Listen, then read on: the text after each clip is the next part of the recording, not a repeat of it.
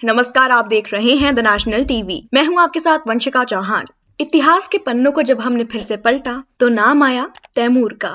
तैमूर, वो नाम जो मौत के बाद भी पूरी दुनिया को डराता रहा। कुछ समय पहले जब एक्ट्रेस करीना कपूर ने अपने बेटे का नाम तैमूर रखा, तब उन्होंने सपने में भी नहीं सोचा होगा कि उनके बेटे के नाम को लेकर ऐसी नई बहस छिड़ जाएगी।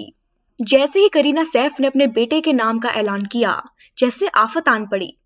कई सारे लोगों को तैमूर नाम पर भारी एतराज था। जैसे ही इस नाम का ऐलान किया गया, ये नाम सोशल मीडिया पर छा गया। लोग तैमूर और उसके अत्याचारों को इस नाम से जोड़ने लगे। पर हकीकत क्या है? क्या वास्तव में तैमूर इतना क्रूर और खतरनाक था?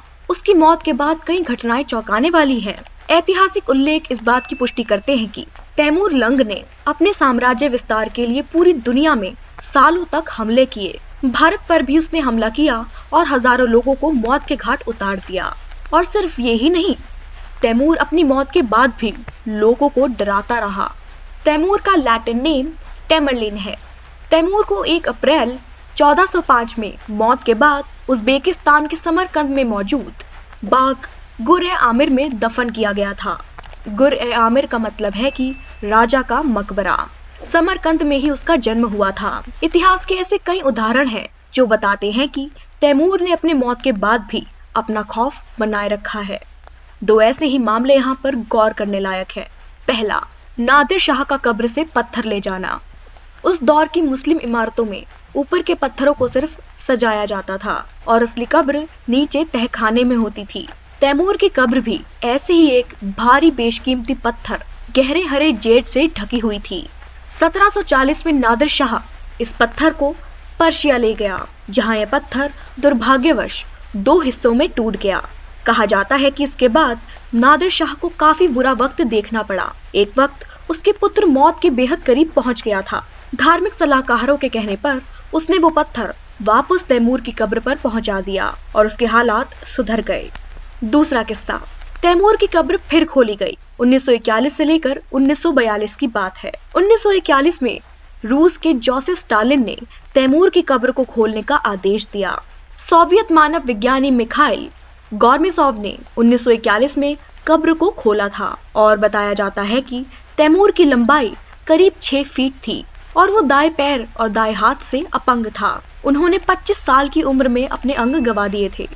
लिखी थी चेतावनी।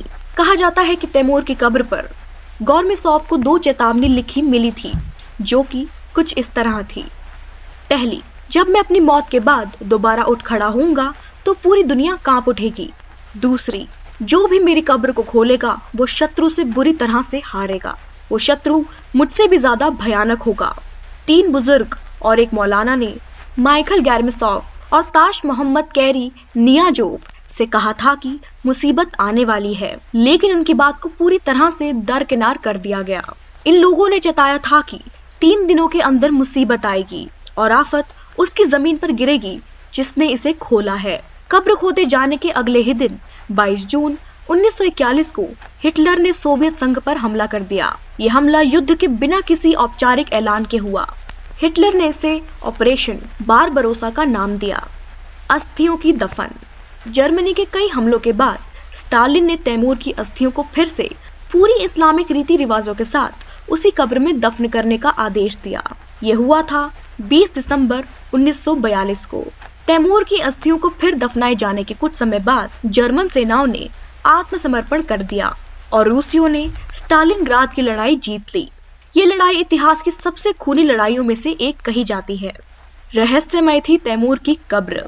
जब तैमूर की कब्र को खोला गया तो उसमें तैमूर के कंकाल के साथ साथ चांदी के धागों में लिपटे हुए धातु पात्र मिले, जिनमें कुरान की आयतें लिखी हुई थी। तैमूर के कंकाल का मुख मक्का की ओर था। ताबूत को खोलने पर उसमें कपूर और बालसम की गंध आ रही थी। इस पर रखे हरे रंग के पत्थर जेट की लंबाई करीब 12 फीट और चौड़ाई 43 सेंटीमीटर थी, यानी कि 17 इंच और 14 इंच। तैमूर की कब्र 20 जून 1941 को खोली गई, जो फौरन ही लोबान, कपूर और रेजिन की दुर्गंध से भर गई। पहले ये सोचा गया था कि दुर्गंध बुरी बाधाओं के कारण है। बाद में ये मालूम पड़ा कि गंध एम्बामिंग में इस्तेमाल हुए अलग अलग तेलों की है। जो इस बात की तस्दीक कर रही थी कि उसमें एम्बाम किया गया था। इतिहास के उल्लेख कब्र खोले जाने के बाद प्रमाणित भी हुए। हालांकि जब उसकी कब्र खोली गई तो वो ताबूत में मिला, ना किसी मिट्टी में दफन। हम आशा करते हैं कि हमारी आज की रिपोर्ट आपको पसंद आई होगी। देश दुनिया की तमाम खबरों के लिए देखते रहिए the national TV Vanshika Chauhan के साथ। धन्यवाद।